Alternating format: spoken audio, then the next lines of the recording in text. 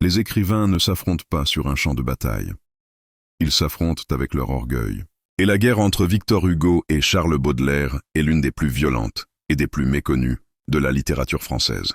Deux visions du monde, deux égos impossibles à faire cohabiter. Victor Hugo est le géant, l'idole, l'homme que tout Paris adore. Baudelaire est le poète maudit, celui qu'on censure, qu'on tolère à peine. Le conflit commence avant même qu'ils ne se parlent.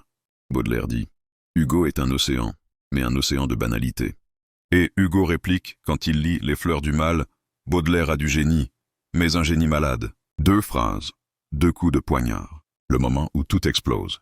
857. Les Fleurs du Mal est condamné par la justice. Baudelaire est humilié publiquement, ruiné, brisé. Il attend qu'Hugo le défende. Après tout, Hugo est l'homme qui protège les opprimés, le poète du peuple, le champion de la liberté. Mais Hugo ne fait rien. Pour Baudelaire, c'est une trahison. Il écrit « Les géants sont aveugles, ils écrasent sans voir. » Depuis son exil, Hugo félicite Baudelaire. « Vos fleurs brillent comme des étoiles. » Mais ce compliment ressemble à un pansement sur une plaie ouverte. Baudelaire n'y croit pas. Il sait que Hugo dit en privé « Baudelaire est ténébreux, bizarre, maladif. » L'admiration se transforme en dégoût. L'idole devient ennemie. Une rivalité asymétrique, et c'est ça qui la rend tragique. Baudelaire combat Hugo de toutes ses forces. Il critique sa poésie, son style, son idéalisme. Il dit même « Hugo n'a jamais compris la beauté moderne. » Mais Hugo ne se bat pas. Il est trop grand, trop installé, trop occupé à être Hugo. Le poids du silence humilie encore plus Baudelaire.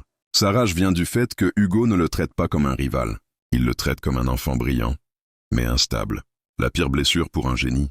Être ignoré par celui qu'on veut dépasser. Cette rivalité n'a jamais été ouverte, jamais déclarée. C'est une guerre froide, une guerre de mots, où chaque compliment cache une attaque, et chaque silence tue un peu plus.